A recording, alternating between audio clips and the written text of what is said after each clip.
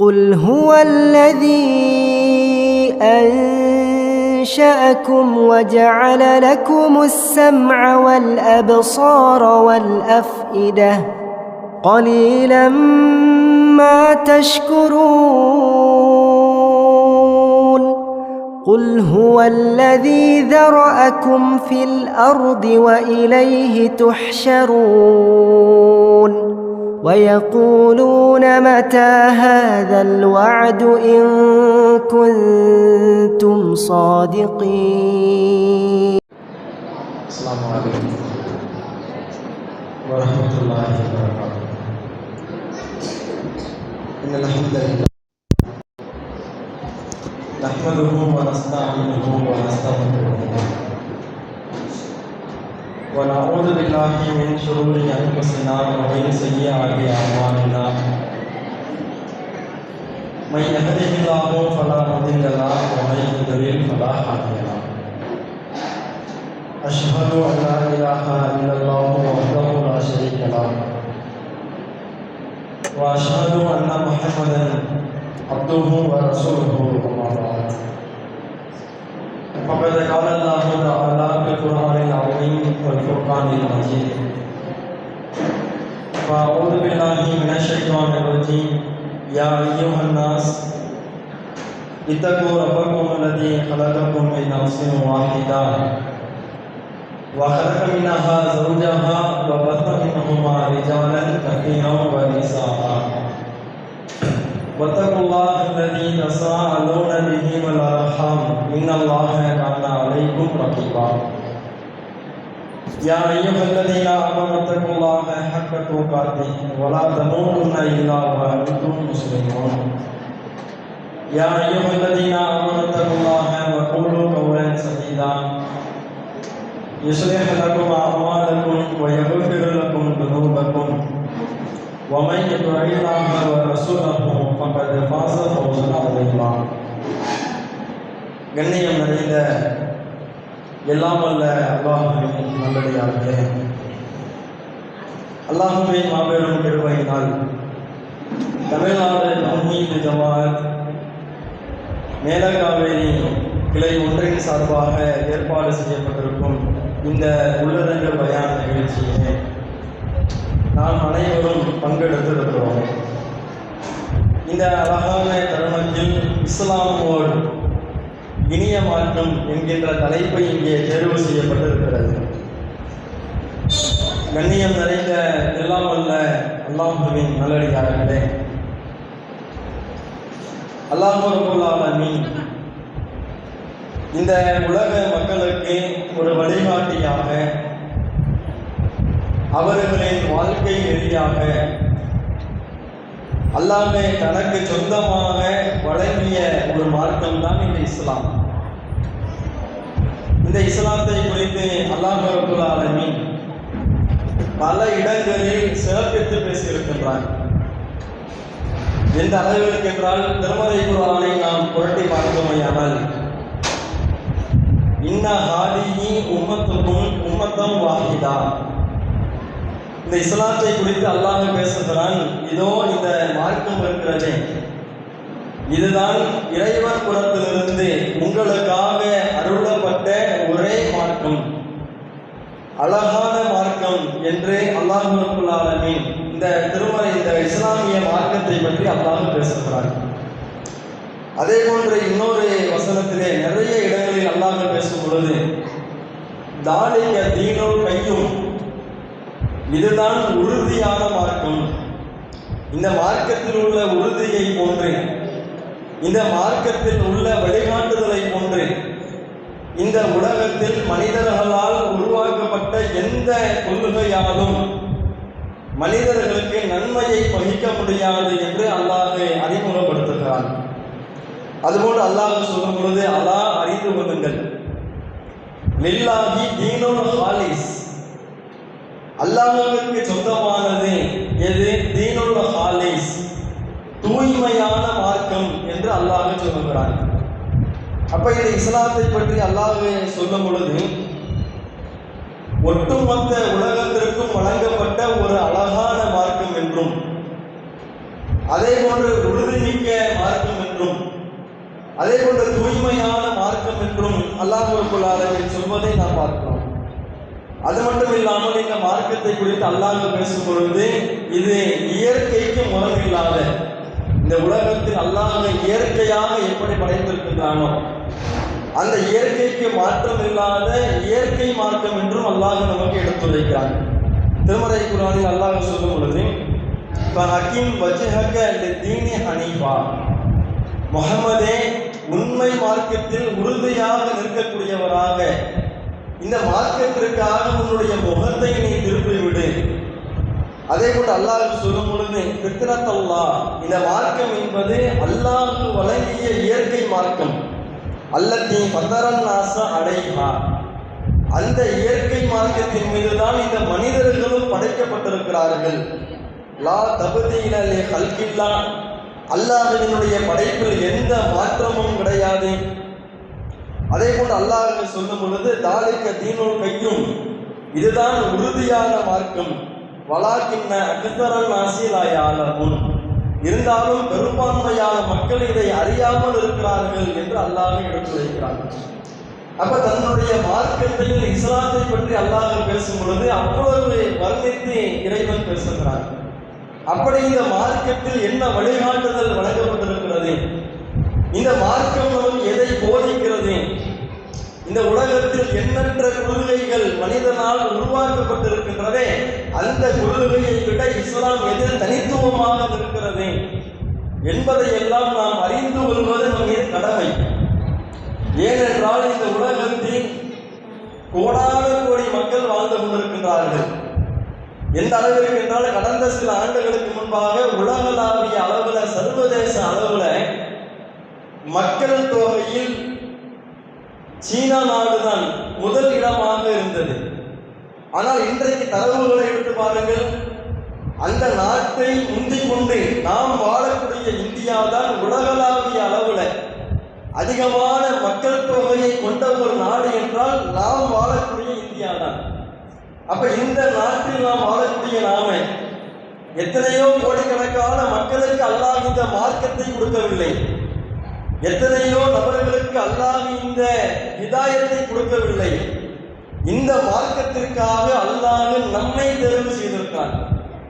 இப்ராஹிம் அலைஹிஸ்ஸலாம் அவர்களும் யாக்கூப் அலைஹிஸ்ஸலாம் அவர்களும் தன்னுடைய பிள்ளைகளுக்கு அறிவுரை சொன்னார்களே, இன்னல்லாஹ் அஸ்தஃபா லக்குமுத்தீன், இந்த மார்க்கத்தை கடைபிடிப்பதற்கும் இந்த மார்க்கத்தை பிற மக்களுக்கு எடுத்துச் சொல்வதற்கும் அல்லாஹ் உங்களை தேர்வு செய்திருக்கிறார் என்று சொன்னார்களே, அந்த அடிப்படையில்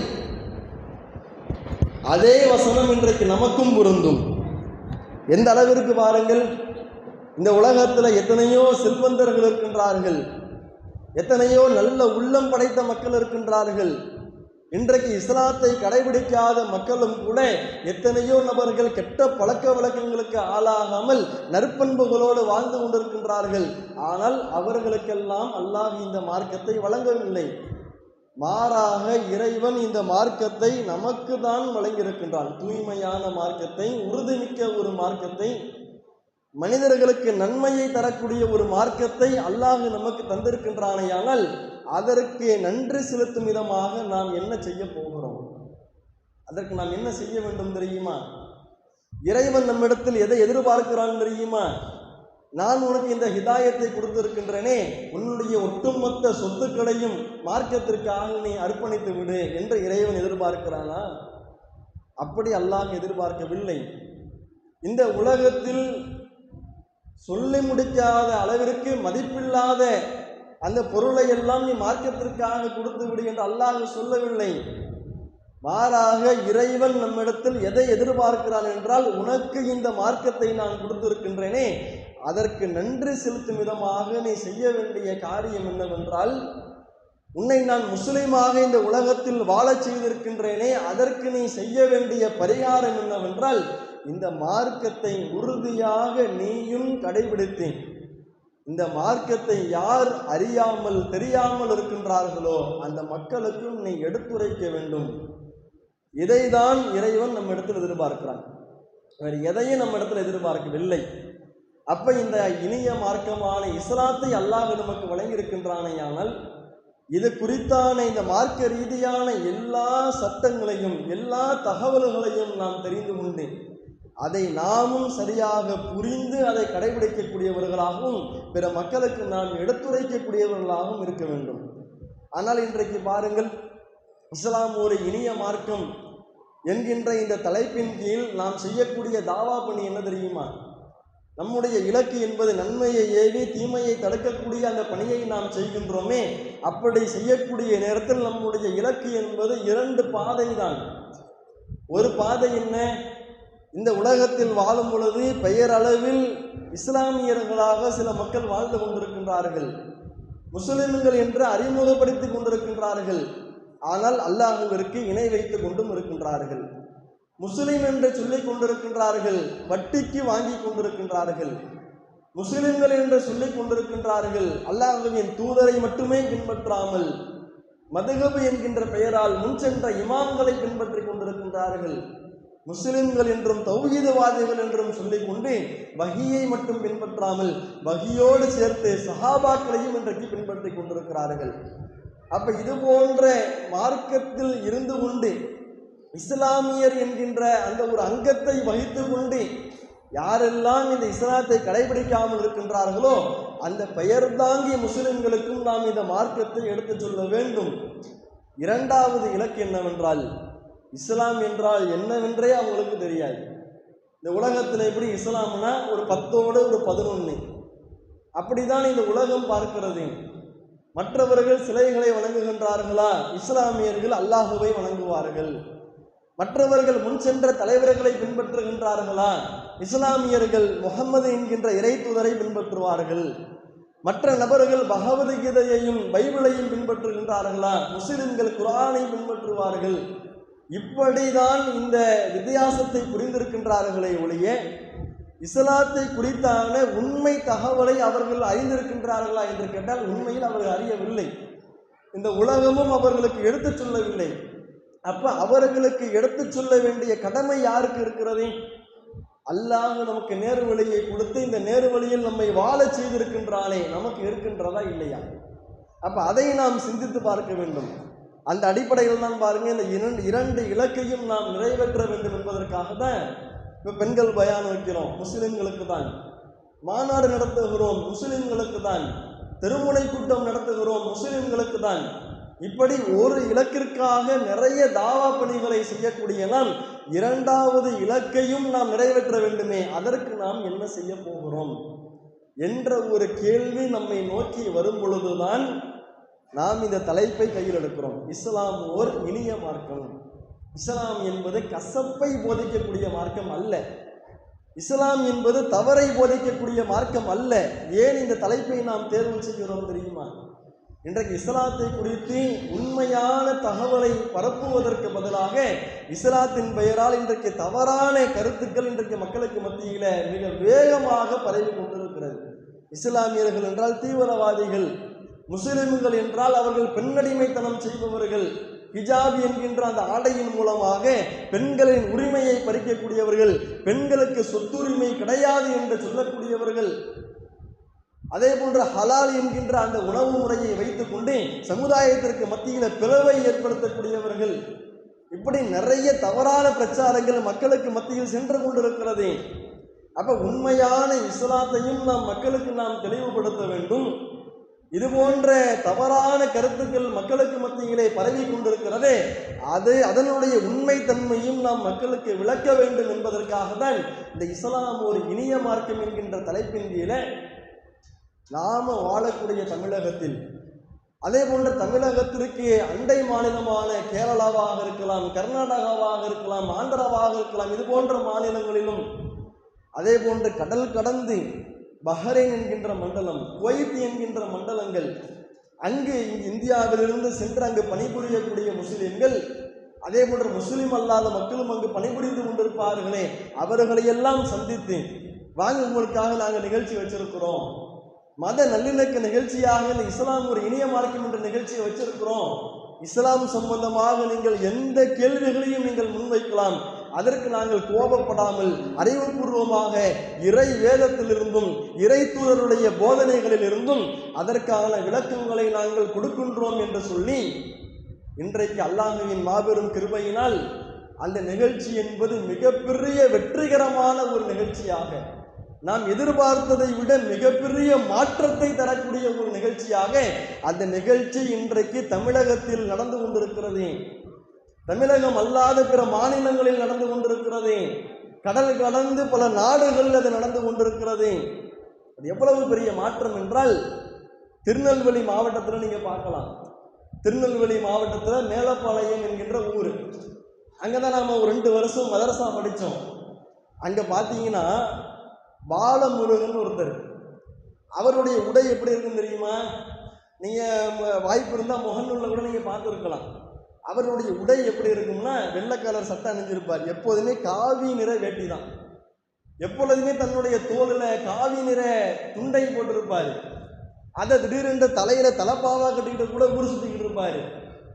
அப்படி காவி சிந்தனையில் மூழ்கி இருந்த, இஸ்லாத்தை குறித்தான தவறான அந்த பிரச்சாரத்தால் மூளை செலவை செய்யப்பட்டு இஸ்லாமத்தை குறித்தும் முஸ்லிம்களை குறித்தும் தவறான சிந்தனையில் வாழ்ந்து கொண்டிருந்த ஒரு மனிதர் இன்றைக்கு அந்த பகுதியில் முஸ்லிம்களை பார்த்தாரையானால் அவருடைய பேச்சு புனிதமா இருக்கும்.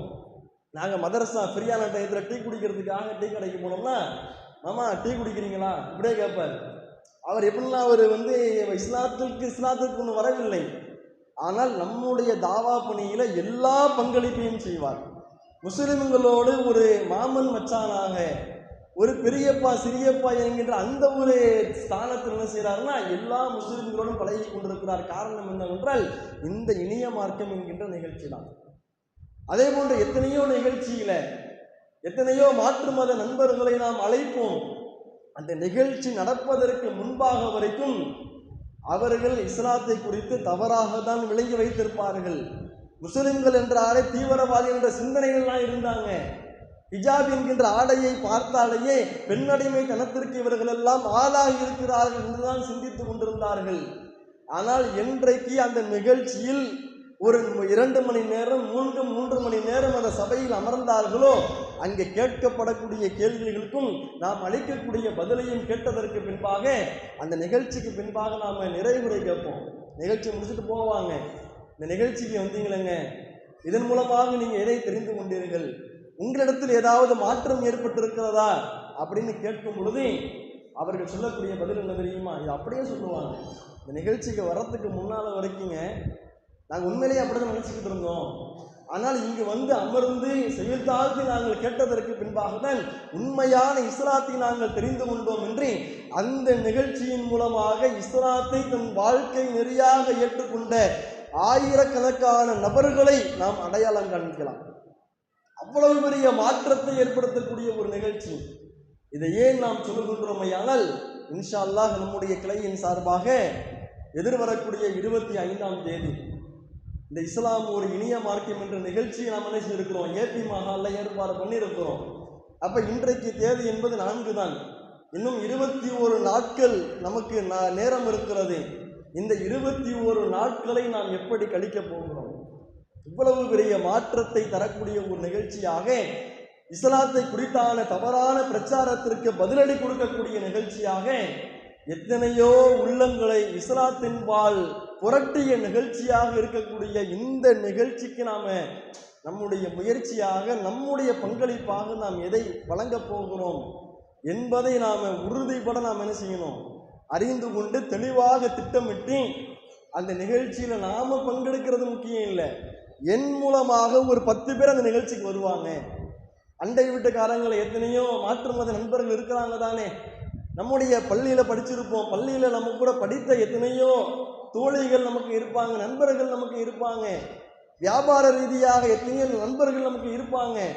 இப்படி இஸ்லாத்தை கடைபிடிக்காத மாற்று மத நண்பர்களாக யாரெல்லாம் நமக்கு அல்லாஹ் நட்பை ஏற்படுத்தி கொடுத்திருக்கின்றானோ, யாரையெல்லாம் தொடர்பு கொள்ளக்கூடிய வாய்ப்பை அல்லாஹ் நமக்கு கொடுத்திருக்கின்றானோ, எல்லா நபர்களுக்கும் இந்த நிகழ்ச்சியை குறித்து நாம் என்ன செய்ய எடுத்துரைக்க வேண்டும். அதை நம்முடைய உள்ளத்தில் நாம் ஆழமாக பதிய வைக்க வேண்டும் என்பதற்காக தான் இந்த நிகழ்ச்சியை. அப்ப அந்த அடிப்படையில் நாம் நன்றாக ஒன்றை தெரிந்து கொள்ளுங்கள், இந்த 20 நாட்களை நாம் சரியாக பயன்படுத்தி நாமும் ஒரு 10 பேருக்கு நாம சொல்லி அதுல இருந்து அந்த ஒரு 5 பேர் வந்து அந்த 5 பேர்ல ஒரு 2 பேர் இஸ்லாத்துக்கு வந்துட்டாங்கன்னு வைங்க, அதன் மூலமாக இவ்வளவு பெரிய ஒரு பாக்கியம் நமக்கு இருக்கிறது தெரியுமா? அதன் மூலமாக இவ்வளவு பெரிய நன்மை நமக்கு இருக்கிறது தெரியுமா? அல்லாஹ்வின் தூதர் ஸல்லல்லாஹு அலைஹி வஸல்லம் சொன்னார்கள், ஒருவர் மூலமாக ஒருவர் நேர்வழி அடைந்து விட்டால், என்னுடைய பிரச்சாரத்தின் மூலமாக ஒருவர் இஸ்லாத்திற்கு வந்து விட்டால், இந்த உலகத்தில் சிவப்பு நிற ஒட்டகத்தை விட அது சிறந்த நன்மை அவருக்கு பெற்றுத்தரும் என்று சொன்னார்கள். அல்லாஹ்வின் தூதருடைய காலகட்டத்தில் வாகனங்கள் என்றால் ஒட்டகம், கோவேறு கழுதை, குதிரை தான். அதில் உயர் ரக வாகனமாக இருப்பது சிவப்பு நிற ஒட்டகம். அதை விட சிறந்த பயனை ஒரு மனிதருக்கு பெற்றுத்தருமையானால் அது என்னுடைய தாவாவின் மூலமாக ஒருவர் நேர்வழி அடைந்து விட்டால் அவ்வளவு பெரிய நன்மையை அல்லாஹ் நமக்கு தருகிறான். அது மட்டுமல்லாமல் என்னுடைய முயற்சியின் மூலமாக அவர் அந்த நிகழ்ச்சிக்கு வந்துட்டாரு, அங்கு உள்ள அந்த செய்தியை எல்லாம் கேட்டுக்கொண்டு இஸ்லாத்திற்கு வந்து விட்டாரே, ஆனால் அதற்கு பின்பாக அவர் செய்யக்கூடிய ஒவ்வொரு திக்ருக்கும் உங்களுக்கும் நன்மை இருக்கிறது. அவர் ஒரு சுப்ஹானல்லாஹ் சொல்றாரு, அந்த நன்மை உங்களுக்கு இருக்குது. அவர் அல்ஹம்துலில்லாஹ் சொல்றாரா, அந்த நன்மை உங்களுக்கு இருக்கிறது. அவர் இறைவனை தொழுகின்றாரா, அந்த தொழுத நன்மையும் உங்களுக்கு இருக்கிறது. அவர் நோன்பு நோக்கிறாரா, அந்த நன்மையும் உங்களுக்கு இருக்கிறது.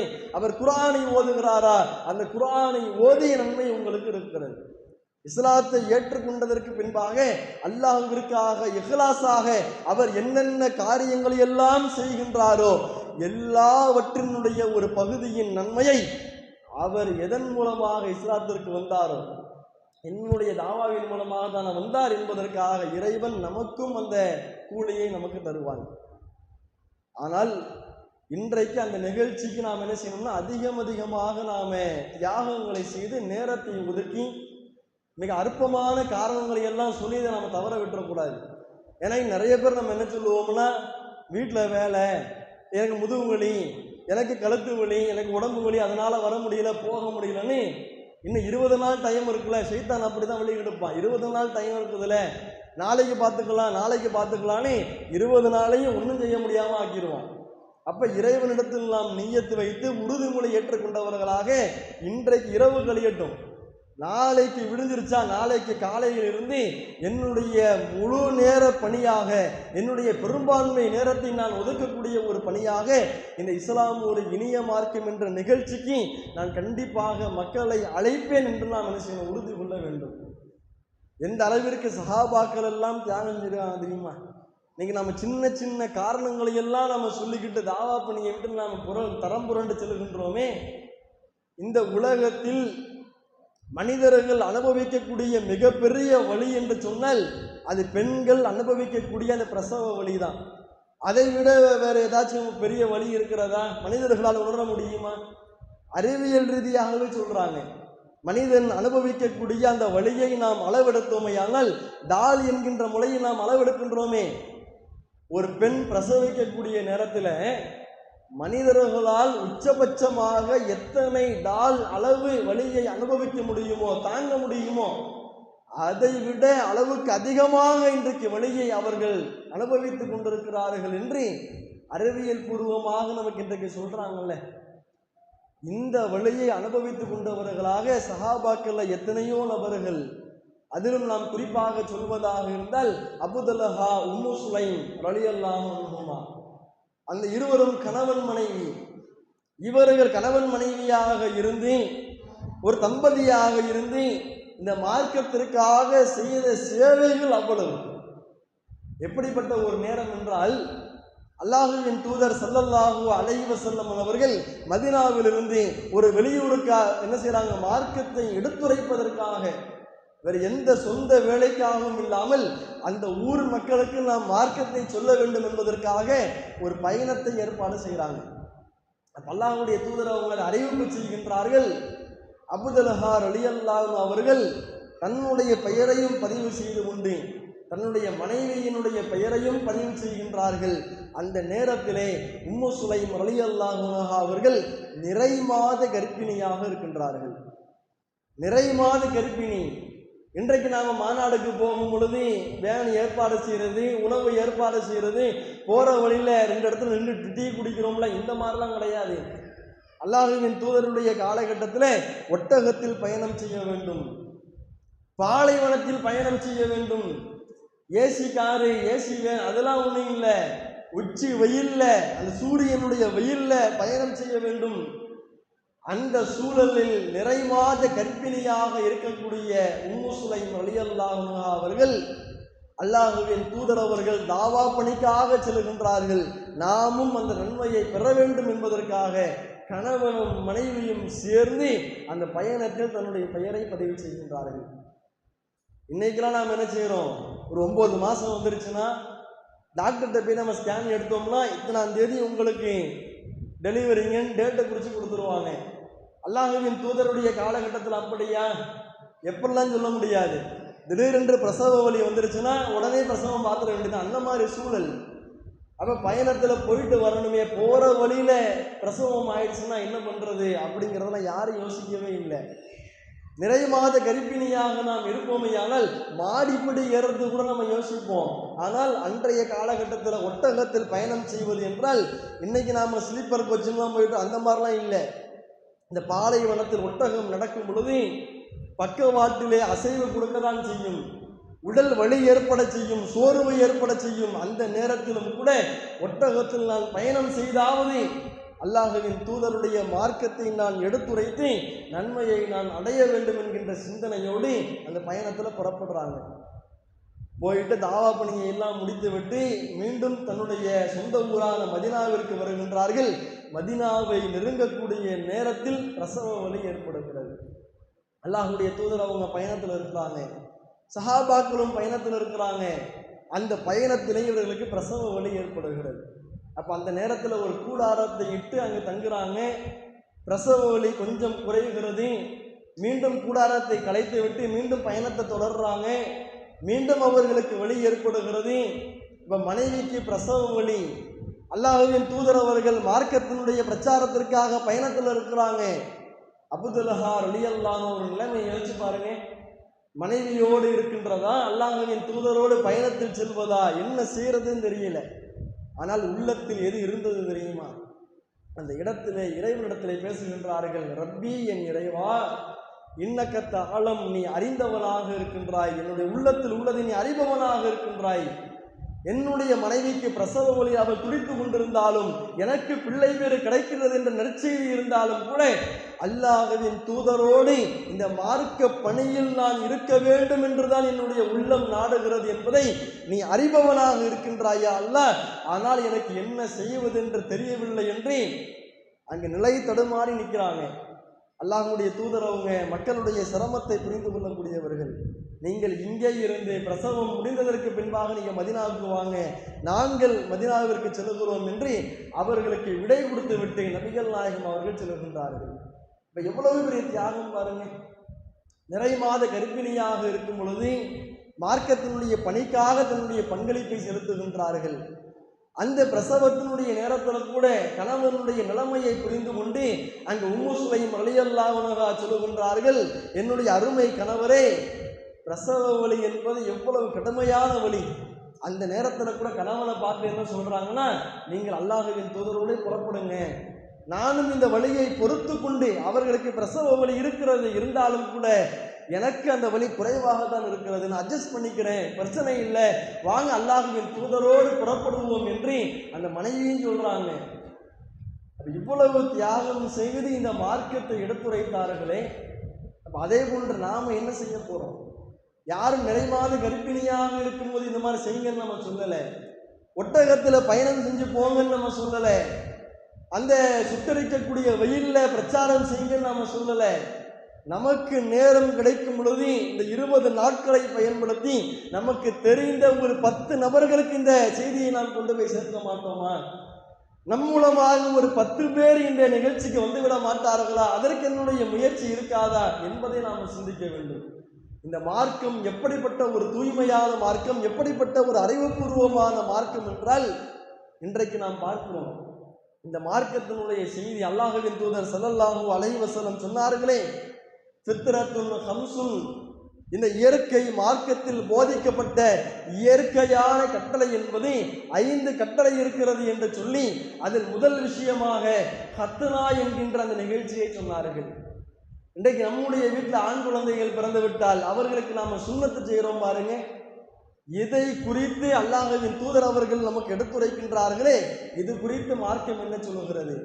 ஏன்னா நிறைய மாற்று மத நண்பர்களுக்கு இந்த ஒரு வித்தியாசம், நாமெல்லாம் ஹத்தனா செய்யலை, ஆனால் அவங்க மட்டும் முஸ்லிம்கள் மட்டும் ஹத்தனா செய்கிறாங்களே, என்ன காரணம் என்று அவர்களுக்கு தெரியாமல் இருக்கின்றார்கள். அதற்கு இந்த நிகழ்ச்சியின் மூலமாக நம்ம விளக்கம் அளிக்கலாமா இல்லையா? எவ்வளவு பெரிய ஒரு நிகழ்வு என்று சொன்னால், பிபிசி என்கின்ற ஒரு செய்தி சேனல், அது உலகளாவிய அளவில் எல்லா மக்களாலும் பார்க்கப்படுகின்ற ஒரு செய்தி சேனல். அந்த சேனலின் மூலமாக கடந்த 2007ஆம் ஆண்டு, இன்னைக்கு நம்ம 2025க்கு வந்துட்டோம், 2007ஆம் ஆண்டு என்ன செஞ்சிருக்கிறாங்க, ஒரு ஆய்வறிக்கையை செஞ்சிருக்கிறாங்க. என்ன ஆய்வறிக்கை என்று சொன்னால், இந்த உலகத்தில் அன்றைய காலகட்டத்தில் கொடுமையான ஒரு நோய் என்று சொன்னால் அது உடலுறவின் மூலமாக ஏற்படக்கூடிய எய்ட்ஸ் என்கின்ற அந்த HIV, அந்த நோய் தான். அந்த நோய்க்கு என்ன நிவாரணம் தெரியாம, என்ன மருந்துன்னு தெரியாம, என்ன சிகிச்சை அளிக்க வேண்டும் என்று தெரியாமல் உலகமே திணறி கொண்டிருந்த அந்த காலகட்டத்தில் இந்த செய்தி சேனலின் மூலமாக என்ன செய்யறாங்கன்னா ஒரு ஆய்வறிக்கை ரெடி பண்றாங்க. அதுல மக்களிடத்துல யாரெல்லாம் இந்த HIV என்கின்ற நோயால் பாதிக்கப்படாமல் இருக்கிறாங்க, எதனால் பாதிக்கப்படாமல் இருக்கிறாங்க அப்படிங்கிற அந்த செய்தியை அவங்க சேகரிக்கும் பொழுது அவர்களுக்கு நிறைய தகவல் கிடைக்கின்றது. அந்த தகவலை மக்களுக்கு சொல்ல வேண்டும் என்பதற்காகவே ஆஸ்திரேலியா என்கின்ற நாட்டில் சிட்னி என்ற பகுதியில் ஒரு மாநாடு நடத்துகிறாங்க. ஒரு மாநாடுனா சும்மாவா, எத்தனை லட்சக்கணக்கான ரூபாய் செலவாகும், அவ்வளவு தொகையை செலவு செஞ்சு ஒரு மாநாட்டை ஏற்பாடு செய்கின்றார்கள். காரணம் என்னவென்றால், இந்த உலகம் திணறிய ஒரு நோய்க்கு நிவாரணத்தை நாங்கள் சொல்லித் தருகிறோம் என்று அந்த மாநாட்டிலே ஒரு உரை நிகழ்த்தப்படுகிறது. அந்த உரையினுடைய அனைத்து நகலும் கிட்டத்தட்ட 50,000க்கும் மேற்பட்ட குழுக்களுக்கு வழங்கப்படுகிறது. அந்த ஆய்வறிக்கை என்ன சொல்லுகிறது என்றால், இன்றைக்கு இந்தியா என்பது ஆசிய கண்டத்தை சார்ந்த ஒரு நாடு. இந்த மாதிரி ஆப்பிரிக்காவினுடைய கண்டம் இருக்குது பாருங்க, அந்த ஆப்பிரிக்கா என்கின்ற கண்டத்தில் வாழக்கூடிய அந்த மக்களில் கிட்டத்தட்ட 60% நபர்கள் இந்த நோயிலிருந்து பாதுகாப்பாக இருக்கின்றார்கள். அவர்கள் யார் என்றால் அவர்கள் தான் இஸ்லாமியர்கள். காரணம் என்ன தெரியுமா? அவர்கள் இந்த உலகத்தில் பிறக்கும் பொழுதே தன்னுடைய மார்க்கம் சொல்லிக் கொடுக்கக்கூடிய அந்த ஹத்தனா என்கின்ற அந்த வழிமுறையை அனைவரும் நிறைவேற்றி இருக்கின்றார்கள். அதனால்தான் இந்த நோயிலிருந்து அவர்கள் பாதுகாப்பு பெற்றிருக்கிறார்கள் என்ற ஒரு முக்கியமான ஒரு ஆய்வறிக்கையை தாக்கல் செய்கிறாங்க. அதற்கு பின்பாக, இந்த மாநாட்டிற்கு பின்பாக பார்த்தீங்கன்னா, நியூயார்க் டைம்ஸ் என்கின்ற ஒரு செய்தித்தாள் அவங்க ஒரு ஆய்வறிக்கையை ரெடி பண்றாங்க. என்ன ஆய்வறிக்கை ரெடி பண்றாங்கன்னா, இஸ்லாத்தினுடைய வளர்ச்சி பிடிக்கலன்னா அப்படிதான் செய்வாங்கல்ல, ஏதாச்சும் வேற ஒரு காரணம் கிடைக்குமான்னு தேடுவாங்கல்ல, அந்த மாதிரி தேட போய் அவர்களும் இஸ்லாத்திற்கு ஆதரவாகவே கருத்து சொல்றாங்க. என்னன்னா, இஸ்லாம் சொல்லக்கூடிய ஹத்னாவை ஒருவர் இந்த உலகத்தில் செய்து விட்டாரையானால் அவர் இந்த நோயிலிருந்து பாதுகாப்பு பெறலாம். அப்படி இல்லை என்று சொன்னால் இஸ்லாமியர்கள் அவர்களுக்கு அவர்களின் மார்க்கம் விபச்சாரத்தை தடை செய்திருக்கிறது, அதனால் இந்த நோயிலிருந்து அவர்கள் பாதுகாப்பு பெற்றிருக்கிறார்கள். அதே போன்ற பலதார மனம், ஒரு ஆண் என்பவன் 4 பெண்களை அவன் திருமணம் முடித்துக் கொள்ளலாம். 4 பெண்களை அவன் திருமணம் முடிக்கும் பொழுது அவனுடைய தேவை என்பது அங்கே நிறைவடைந்து விடுகிறது. அதனால் அவன் வேறு வேறு பெண்களை அவன் தேடுவது கிடையாது, அதனாலும் விபச்சாரம் குறைகிறது, அதனால் இந்த நோயும் குறைகிறது என்று இஸ்லாத்திற்கு ஆதரவான அந்த தகவலை தான் 2007ஆம் ஆண்டில் என்ன செஞ்சிருக்கிறாங்க, உலகளாவிய அளவில் ஒரு மாநாட்டை நடத்தி இஸ்லாமிய மார்க்கத்தை உண்மைப்படுத்தியிருக்கிறாங்க. இப்படிப்பட்ட ஒரு மார்க்கத்திற்கு நாம் சொந்தக்காரர்களாக நாம் இருக்கிறோம். அந்த மாதிரி பாருங்க, இஸ்லாமிய மார்க்கத்தில் இன்றைக்கு பெரும்பான்மையான இடங்கள்ல இந்த ஹிஜாப் என்கின்ற ஆடை சர்ச்சைக்குரிய ஆடையாக, கர்நாடகா என்கின்ற மாநிலத்தில் ஹிஜாபை அணிந்து கொண்டு பள்ளி கல்லூரிக்கு வரக்கூடாது என்று மாணவிகள் தடுக்கப்பட்டார்கள். அதற்கு நாடு தழுவிய அளவில் மிகப்பெரிய போராட்டங்கள் நடந்தது. அதே போல் இன்னைக்கு பார்க்கிறோம், ஸ்காட்லாந்து என்கின்ற பகுதியில ஹிஜாப் அணிவதற்கு தடை விதித்திருக்கின்றார்கள். இப்படி இந்த ஹிஜாபிற்கு எதிரான நிறைய விமர்சனங்கள் முன்வைக்கப்படுகிறதே, இது எவ்வளவு பெரிய நன்மையை நமக்கு பெற்று தருகிறது. நாம சின்ன வயசுல இருந்து அதை அணிஞ்சு நம்ம பழகிட்டோம். அதனால நமக்கு ஒரு வித்தியாசமும் தெரியல. ஆனால் இந்த ஹிஜாப் என்கின்ற ஆடையின் மூலமாக உண்மை பாதுகாப்பை உணர்ந்த, இஸ்லாமிய மார்க்கத்தினுடைய அந்த இனிமையை உணர்ந்த எத்தனை நபர்களின் வரலாறை பார்க்கிறோம். ரேணுகா என்கின்ற அந்த பெண்மணி பார்க்கிறோமா இல்லையா? சினிமா நடிகையாக இருந்தவர்.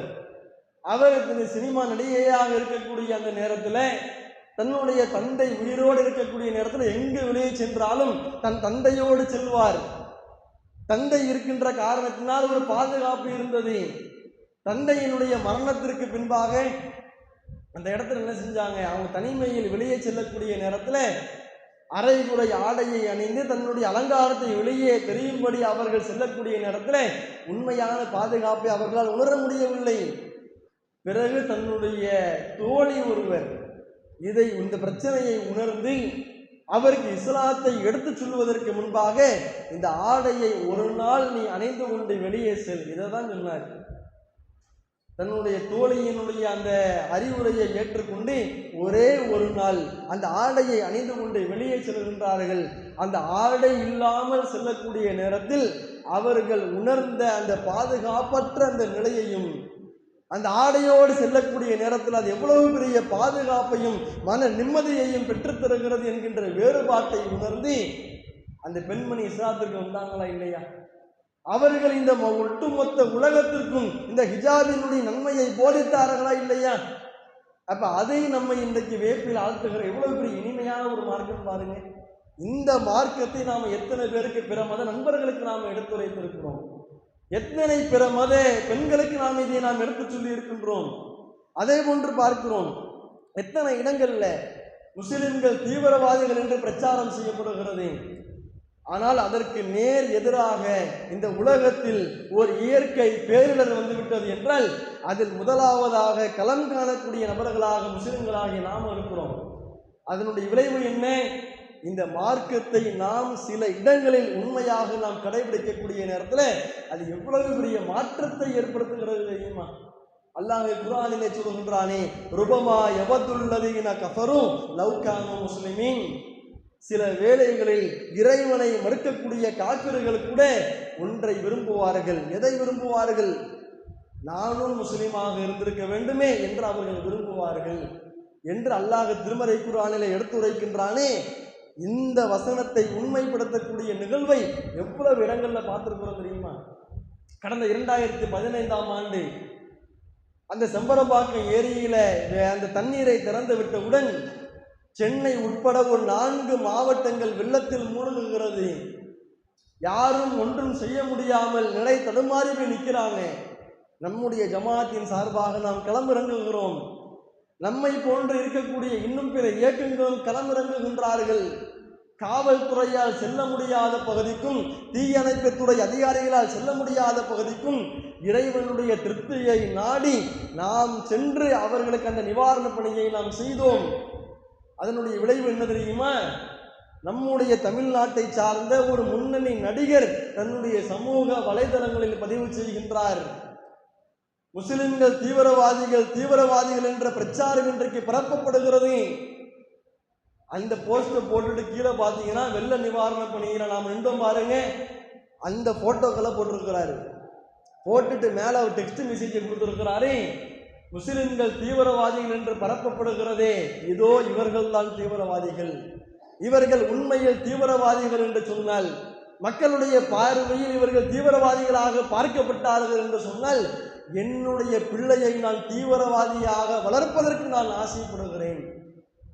அப்படிப்பட்ட ஒரு பதிவை இன்றைக்கு அவர் சமூக வலைதளங்களில் பதிவு செய்தார். அது மக்களால் மிகப்பெரிய வரவேற்பு அடைந்தது. அப்ப என்ன, நாம் சற்று யோசித்து பாருங்கள். இந்த உண்மையான மார்க்கத்தை நாம் தெரிந்து கொண்டு நாம் அதை கடைபிடிக்கும் பொழுது இவ்வளவு மாற்றங்கள் ஏற்படுகிறது.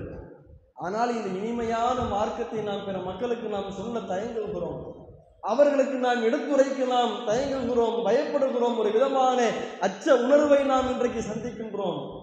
ஆனால் இன்றைக்கு எத்தனையோ மக்கள் இந்த இஸ்லாத்தை அறிந்து கொண்டால் அதை ஏற்றுக்கொள்வதற்கு தயாராக இருக்கின்றார்கள். இஸ்லாத்தை அதன் தூய வடிவில் அறிந்து கொண்டால் தவறான பிரச்சாரத்தை விட்டும் தவறான சிந்தனையை விட்டும் வெளியே வருவதற்கு அவர்கள் தயாராக இருக்கின்றார்கள். அப்ப இது போன்ற ஒரு வாய்ப்பை நாம் பயன்படுத்தி கொண்டு அல்லாஹ்வினுடைய மார்க்கத்தை நாம் உறுதியாக பிற மக்களுக்கு எடுத்து சொல்லக்கூடியவர்களாக இருக்க வேண்டும். அதற்கு இந்த 20 நாளை பயன்படுத்துங்க. 20 நாளை பயன்படுத்தி கிளை நிர்வாகத்தினுடைய ஆலோசனையை கேட்டுக்கொண்டு எத்தனை நபர்களை அழைக்க முடியுமோ அத்தனை நபர்களையும் இந்த நிகழ்ச்சிக்கு அழையுங்க. அது மட்டும் இல்லாமல் இந்த நிகழ்ச்சியை சார்ந்து இன்னொரு ஏற்பாடையும் நம்ம செஞ்சிருக்கிறோம். யாரையெல்லாம் இந்த நிகழ்ச்சிக்கு நாம் அழைக்கின்றோமோ அவர்களுக்கு ஒரு வாய்ப்பாக ஒரு கட்டுரை போட்டியை நம்ம நடத்துகிறோம். என்ன கட்டுரை போட்டினா, நபிகள் நாயகம் குறித்து அவர்களின் சிந்தனை என்ன என்பதை நாம் தெரிந்து கொள்ள வேண்டும் என்பதற்காக நாம் என்ன செய்கிறோம், அந்த ஒரு கட்டுரை போட்டியை நாம் அறிவிப்பு செய்கிறோம். அவங்க அந்த நிகழ்ச்சிக்கு வரும் பொழுதோ அல்லது வருவதற்கு முன்பாகவோ கிளையில் நீங்கள் ஆலோசனை கேட்டுக்கலாம். அவங்க கட்டுரை எழுதி என்ன செய்வாங்கன்னா நம்முடைய கிளை நிர்வாகத்தில் கொடுத்துருவாங்க. அதில் நாம் முதல் பரிசு, 2ஆம் பரிசு, 3ஆம் பரிசு நாம் தேர்வு செய்து அவர்களுக்கு நாம் ஒரு பரிசை நாம் கண்டிப்பாக வழங்குவோம். இதன் மூலமாக என்ன மாற்றம்னா, நபிகள் நாயகம் ஸல்லல்லாஹு அலைஹி வஸல்லம் அவர்கள் குறித்து இன்றைக்கு நிறைய தவறான பிரச்சாரங்கள். என்ன தவறான பிரச்சாரம்? நபிகள் நாயகம் அவர்கள் ஒரு பெண் பித்தர், அதனால தான் அவர் 11 திருமணம் முடிச்சுக்கிட்டாரு. அவருக்கு வயசு அதிகமாக இருந்தாலும் ஆயிஷா ரலியல்லாஹு அன்ஹா அவர்கள் சிறு பிள்ளையாக இருக்கும் போதே அவர் திருமணம் முடிச்சுக்கிட்டாரு. அவர் ஒரு பெண் பித்தராக இருக்கிறார் என்ற ஒரு தவறான பிரச்சாரம் சென்று கொண்டிருக்கிறது.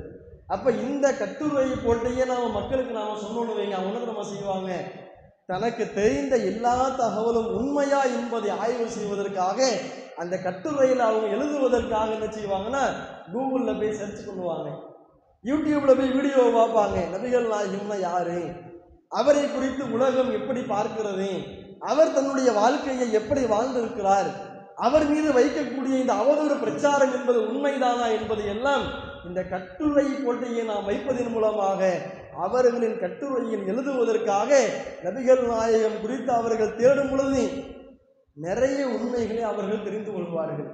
அப்ப அதற்காக நம்ம கட்டுரை போட்டி நம்ம ஏற்பாடு செஞ்சிருக்கிறோம். அப்ப யாரையெல்லாம் இந்த நிகழ்ச்சிக்கு நீங்க கூப்பிடுறீங்களோ அவங்களுக்கு இந்த தகவலையும் சொல்லி கட்டுரை போட்டிக்கு நீங்களும் கட்டுரை எழுதுங்க. உங்களுக்கு முதல் பரிசு நிறைய இடத்துல பார்க்குறோம். முதல் பரிசாக நம்ம ஃப்ரிட்ஜு கொடுத்துருக்குறோம். முதல் பரிசாக சில இடங்களில் தங்க நாணயங்கள் கூட கொடுத்துருக்குறோம். 2 கிராம் தங்க நாணயம், 4 கிராம் தங்க நாணயங்கள்லாம் என்ன செஞ்சுருக்கிறோம், நம்ம பரிசாக கொடுத்துருக்குறோம். அப்போ கிளை நிர்வாகத்தில் அவங்க ஆலோசனை செஞ்சு என்ன பரிசு கொடுக்கலான்னு அவங்க முடிவெடுத்து வச்சுருப்பாங்க. அப்போ அதையெல்லாம் கேட்டுக்கொண்டு நீங்கள் அவங்க என்ன செய்யலாம், நீங்கள் இதன் மூலமாக நீங்கள் ஆர்வம் ஊட்டினீர்களே ஆனால் நபிகள் நாயகம் குறித்து உண்மையாக தெரிந்து கொள்ளக்கூடிய வாய்ப்பும் அவங்களுக்கு கிடைக்கும். அப்போ இது போன்ற விஷயங்களை எல்லாம் நாம் சரியான முறையில் பயன்படுத்தி கொண்டு இந்த இஸ்லாம் ஒரு இனிய மார்க்கம் என்ற இந்த நிகழ்ச்சிக்காக என்ன செய்யணும், நாம் அதிகமாக நாம் உழைக்க வேண்டும். பிற மக்களை நாம் அழைக்க வேண்டும். உண்மை மார்க்கமான இஸ்லாத்தை நாமும் தெரிந்து கொள்வதற்கு நிறைய வாய்ப்பு இருக்குது. இந்த நிகழ்ச்சியை குறித்து நாம் நிறைய பேசலாம். ஆனால் இந்த குறுகிய நேரத்தில் என்னால் முடிந்த தகவலை நான் சொல்லியிருக்கிறேன். இதற்கு மேலும் உங்களுக்கு தகவல் வேணும்னு வைங்க, நம்முடைய ஜமாத்தின் சார்பாக தினந்தோறும் தமிழன் டிவியில் இரவு 9 மணிக்கு நாம் பயான் நிகழ்ச்சியை நாம் ஒளிபரப்பு செய்கிறோம். இன்றைக்கி மகரிப் 6 மணி ஆயிடுச்சுனாலேயே சன் டிவி, அந்த மாதிரி விஜய் டிவி, ஜீ தமிழ் நாம் சீரியலை மாற்றி பார்த்துக்கிட்டு இருக்கிறோம்ல. ஆனால் நம்முடைய ஜமாத்தின் சார்பாக ஒரு வருடத்திற்கு பல லட்சக்கணக்கான ரூபாய்களை நாம் செலவு செஞ்சு இந்த தமிழன் டிவி என்கின்ற இந்த தொலைக்காட்சிகளை 9 மணியிலிருந்து 9:30 மணி வரைக்கும் நாம் என்ன செய்கிறோம், நிகழ்ச்சிகளை ஒளிபரப்பு செய்கிறோம். அதில் திங்கள்லேருந்து வியாழக்கிழமை வரைக்கும் இல்லை பொதுக்கூட்டங்கள், தர்பியாக்கள், இது போன்ற நிகழ்ச்சிகளை வீடியோ ரெக்கார்ட் பண்ணுறாங்கல்ல, அந்த பயான் நிகழ்ச்சி நம்ம ஒளிபரப்பு செய்கிறோம். வெள்ளிக்கிழமை அன்னைக்குன்னு நம்ம 1000க்கும் மேற்பட்ட மர்கஸ் தமிழ்நாட்டில் இருக்குது. எல்லா மர்கஸுகளுக்கும் தலைமையிடமாக செயல்படக்கூடிய மண்ணடியில் மாநில தலைமை இருக்குது பாருங்க, அங்கு நடைபெறக்கூடிய அந்த ஜும்மா பயான், இன்னைக்கு வெள்ளிக்கிழமையா இன்னைக்கு ஜும்மா நடந்திருக்கும், அதை அன்னைக்கு வெள்ளிக்கிழமை நைட்டு என்ன செஞ்சிருப்பாங்க, அந்த தமிழன் டிவியில் அந்த ஜும்மாவினுடைய உரை ஒளிபரப்பாகும். அந்த மாதிரி இஸ்லாம் ஒரு எளிய மார்க்கம் என்ற நிகழ்ச்சியை நம்ம நடத்துகிறோம். முஸ்லிம்களுக்கு நிறைய கேள்வி இருக்குது மார்க்கம் சம்பந்தமாக. முஸ்லிம்கள் கேள்வி கேட்டு அதற்குரிய தெளிவை பெற வேண்டும் என்பதற்காக இஸ்லாம் ஒரு எளிய மார்க்கம் என்ற நிகழ்ச்சியை நம்ம நடத்துகிறோம் பாருங்க. அது சனிக்கிழமை என்று அது ஒளிபரப்பாகும். வாரந்தோறும் ஞாயிற்றுக்கிழமை இஸ்லாம் ஒரு இனிய மார்க்கம் என்ற நிகழ்ச்சி மாற்று மத நண்பர்கள் இஸ்லாத்தை குறித்து கேள்வி கேட்டு அதற்குரிய தெளிவை அடைஞ்சிருப்பாங்கல்ல, அந்த நிகழ்ச்சி வாரந்தோறும் ஞாயிற்றுக்கிழமை இந்த தமிழன் டிவியில் ஒளிபரப்பாகுது. இன்னைக்கு சனிக்கிழமை, இன்னைக்கு வாய்ப்பு இருந்தாலும் நீங்கள் போய் அந்த நிகழ்ச்சியை பாருங்க. ஏன்னா கலந்துரையாடல் இருக்குது. இப்போ மணி 8:45 ஆயிடுச்சு. இன்னைக்கு வாய்ப்பு கம்மி தான். இப்போ நாளைக்கு ஞாயிற்றுக்கிழமை இனிய மார்க்கம் என்ற நிகழ்ச்சி தான் ஒளிபரப்பாகும். அப்போ அந்த அரை மணி நேரம் அந்த நேரத்தை ஒதுக்கி அந்த இனிய மார்க்கம் நிகழ்ச்சியை நீங்கள் பாருங்க. அடுத்த வாரம் ஞாயிற்றுக்கிழமை அந்த நிகழ்ச்சியை பாருங்க. அதில் கேட்கப்படக்கூடிய கேள்விகளையும் அதற்கு நாம் சொல்லக்கூடிய பதிலையும் நீங்கள் கேட்டீங்கன்னா உங்களுக்கே அதனுடைய அந்த நிகழ்ச்சியினுடைய முக்கியத்துவம் உங்களுக்கு விளங்கிடும். அப்போ இந்த முக்கியத்துவம் வாய்ந்த நிகழ்ச்சிக்கு நாம் என்ன செய்யலாம்? கண்டிப்பாக நம்முடைய பங்களிப்பை செலுத்தலாமா? கண்டிப்பாக நம்ம மக்களை அழைக்கலாமா? இன்ஷா அல்லாஹ் கிளை நிர்வாகத்தில் ஆலோசனை கேட்டுக்குங்க. ஆலோசனை கேட்டு அனைவருமே ஒரு குழுவாக சேர்ந்து கொண்டு உங்களால் முடிந்த நபர்களை இன்ஷா அல்லாஹ் நிகழ்ச்சிக்கு நீங்கள் அழைங்க. அல்லாஹ் ரப்பல் ஆலமீன் கண்டிப்பாக ஒரு மிகப்பெரிய நன்மையை இதன் மூலமாக நமக்கு தருவான். இறுதியாக ஒரே ஒரு எச்சரிக்கை என்னவென்றால், அல்லாஹ் நம்மிடத்தில் எதிர்பார்ப்பது அவனுடைய மார்க்கத்தை நாமும் கடைபிடித்து இவர மக்களுக்கு சொல்லுவது தான். இதை தவிர அல்லாஹ் நமக்கு வேறு எதையும் எதிர்பார்க்கல. இந்த பணியில் நாம் குறை வைத்தோமையானால் அல்லாஹ் நமக்கு ஒரு எச்சரிக்கை விடுக்கிறான். என்ன எச்சரிக்கை என்றால், யா அய்யுஹல்லதீன ஆமனூ, ஈமான் கொண்ட இறை நம்பிக்கை கொண்ட என்னுடைய அடியார்களே, மை யர்தத்த மின்கும் அன் தீனிஹி, யார் தன்னுடைய மார்க்கத்தை விட்டு முர்த்தத்தாகி இந்த மார்க்கத்தை புறக்கணிக்கின்றாரோ அவருக்கு அல்லாஹ் ரப்பல் ஆலமீன் சொல்லுகிறான், ஃபஸௌஃப யாத்தில்லாஹு பிகௌமின், அல்லாஹ் இன்றைக்கு நமக்கு இந்த ஹிதாயத்தை கொடுத்து நீங்க இந்த மார்க்கத்தை கடைபிடிங்க, நீங்க இந்த மார்க்கத்தை பிற மக்களுக்கு சொல்லுங்கன்னு அல்லாஹ் நமக்கு இந்த வாய்ப்பை கொடுத்துருக்கிறான் பாருங்க. இந்த வாய்ப்பை நாம் சரியாக பயன்படுத்தாமல் அதை நாம் புறக்கணிப்போமையானால் அல்லாஹ் நமக்கு பகரமாக இன்னொரு சமுதாயத்தை அல்லாஹ் கொண்டு வந்துடுவான். நம்மளிடமிருந்து அல்லாஹ் அந்த வாய்ப்பை பறித்து விடுவான். நம்மை அல்லாஹ் வழிகேட்டில் விட்டு விடுவான். இந்த நேர்வழியை கடைபிடிப்பதற்கும் இந்த நேர்வழியை பிற மக்களுக்கு எடுத்துச் சொல்வதற்கும் அல்லாஹ் வேறொரு கூட்டத்தை அல்லாஹ் கொண்டு வந்து விடுவான். அவர்களை பற்றி அல்லாஹ் பேசுகிறான், யுஹிப்புஹும், அல்லாஹ் அந்த கூட்டத்தை விரும்புவான், வயுஹிப்புனஹு, அவர்களும் அல்லாஹுவை விரும்புவார்கள். அல்லாஹ் சொல்லுகிறான், அதில்லத்துன் அலல் முஃமினின், இப்படி தன்னோட அல்லாஹ்வுடைய மார்க்கத்தை கடைபிடித்து பிற மக்களுக்கு எடுத்துச் சொல்லக்கூடிய மூமின்களுக்கு நாம் இழிவை கொடுத்து விடுவோமா? ஐஸத்துன் அலல் காஃபிரின், புறக்கணித்து செல்லக்கூடிய மறுத்து செல்லக்கூடிய அந்த காஃபிர்களுக்கு நாம் கண்ணியத்தை கொடுத்து விடுவோமா? மூமின்களுக்கு ஒருபோதும் இழிவு கிடையாது, அவர்களுக்கு நாம் கண்ணியத்தை தான் கொடுப்போம். யார் இந்த உலகத்தில் புறக்கணித்து செல்கின்றாரோ அவருக்கு நாம் கண்ணியத்தை கொடுக்க மாட்டோம், அவருக்கு நாம் இழிவை தான் கொடுப்போம் என்று அல்லாஹ் எச்சரித்து விட்டு சொல்கிறான், யுஜாஹிதூன ஃபீ சபீலில்லாஹ், அவர்கள் அல்லாஹ்வுடைய பாதையில் களம் காண்பார்கள், போராடுவார்கள். அல்லாஹ்வுடைய மார்க்கத்தை கடைபிடிப்பதற்காகவும் அதை பிற மக்களுக்கு சொல்வதற்காகவும் அவர்கள் ஜிஹாதுகளிலே களம் காண்பார்கள். அதே போன்று வலா யகாஃபூன லௌமத்த லாயிம், அவர்கள் பழிக்கக்கூடிய நபர்களுக்கு ஒருபோதும் அஞ்ச மாட்டார்கள் என்று அல்லாஹ் சொல்லிவிட்டு, தாலிக ஃபதுலுல்லாஹ், இது அல்லாஹுவின் அருள், இந்த நேர்வழி நமக்கு கிடைத்திருக்கிறது, இந்த நேர்வழியை கடைபிடிக்கக்கூடிய ஒரு வாய்ப்பை அல்லாஹ் நமக்கு வழங்கியிருக்கிறான், அதை பிற மக்களுக்கு சொல்லக்கூடிய வாய்ப்பை அல்லாஹ் நமக்கு கொடுத்திருக்கின்றானே. ஆனால் இது அல்லாஹுவின் அருள். யுவதிஹி மையஷா, அவன் நாடியோருக்கு தான் இந்த அருளை அல்லாஹ் வழங்குகிறான். வல்லாஹு வாசிஉன் அலீம், அல்லாஹ் விசாலமானவனாக அல்லாஹ் நன்கறிந்தவனாக இருக்கிறான் என்று அல்லாஹ் இந்த வசனத்தில் நமக்கு ஒரு எச்சரிக்கையை சொல்லுகிறான். அப்ப இன்றைய நொடி வரைக்கும் அவனுடைய மார்க்கத்தை கடைபிடிப்பதற்கும் அதை பிற மக்களுக்கு எடுத்துச் சொல்வதற்கும் அல்லாஹ் வாய்ப்பை நமக்கு கொடுத்திருக்கிறான். நன்றாக ஒன்றை யோசித்து பாருங்கள். கடந்த 30 ஆண்டுகளுக்கு முன்பாக அந்த வாய்ப்பு என்பது உலமா பெருமக்களுக்கு தான் இருந்தது. வெளிப்படையாக நாம் சொல்ல வேண்டுமையானால், எந்த ஜமாத்தை நாம் புறக்கணித்து விட்டு தனியாக ஒரு ஜமாத்தை ஆரம்பித்தோமோ அந்த மக்களின் நிலையை யோசிச்சு பாருங்க. அல்லாஹ் அவர்களுக்கு அந்த மார்க்கத்தை கடைபிடிக்கக்கூடிய வாய்ப்பையும் அதை எடுத்துரைக்கக்கூடிய வாய்ப்பையும் கொடுத்திருந்தான். ஆனால் உலமா பெருமக்கள் அதை சொல்லாமல் இருந்தார்கள், மறைத்தார்கள். அல்லாஹ்வினுடைய பாதையை விட்டு மக்களை தடுத்தார்கள். ஷிர்கான பிதஅத்தான அந்த கொள்கையை மக்களுக்கு மத்தியில் போதித்தார்கள். அல்லாஹ் அவர்களுக்கு நிறைய வாய்ப்பளித்தான். இருந்த பொழுதிலும் அவர்கள் புறக்கணித்தார்கள். அல்லாஹ் அந்த வாய்ப்பை யாருக்கு கொடுத்தான்? இன்னைக்கு நம்முடைய ஜமாத்தின் சார்பாக பிரச்சாரம் செய்யக்கூடிய பேச்சாளர்களில் தாயிகளில் பெரும்பான்மையான நபர்கள் ஆலிம்கள் கிடையாது, மதரசாவுக்கும் போனது கிடையாது. ஆனா அவங்க மார்க்கத்தை பிரச்சாரம் செய்யறாங்க. இன்னைக்கு 1000த்திற்கும் மேற்பட்ட கிளைகள்ல வாரந்தோறும் ஜும்மா பயான் நடைபெறுகிறதே. அந்த ஜும்மா பயான்களை செய்யக்கூடிய எல்லோரும் ஆலிம்களா? இல்ல. குர்ஆனை ஓத தெரியாத, குர்ஆனை சரியாக படிக்க தெரியாத, குர்ஆன் வசனங்களை சரியாக விளங்கி கொண்டு அதற்கு விளக்கமளிக்க தெரியாத ஒரு பாமர மனிதராக இருந்தவர் தான் இன்றைக்கு மேலே ஏறி மக்களுக்கு பயான் பண்றாங்க. என்ன காரணம் தெரியுமா? அல்லாஹ் அந்த வசனத்தை உண்மைப்படுத்துறான்.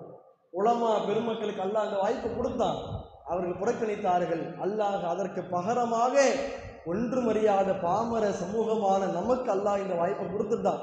இந்த வாய்ப்பை நாம் சரியாக பயன்படுத்த போகிறோமா, அல்லது அவர்களை போன்று நாம் புறக்கணித்து இந்த உலகத்திலும் நாளை மறுமையிலும் நாம் இழிவை சந்திக்க போகிறோமா என்பதை உள்ளத்தில் ஆழமாக பதிய வைத்துக் கொள்ளுங்கள்.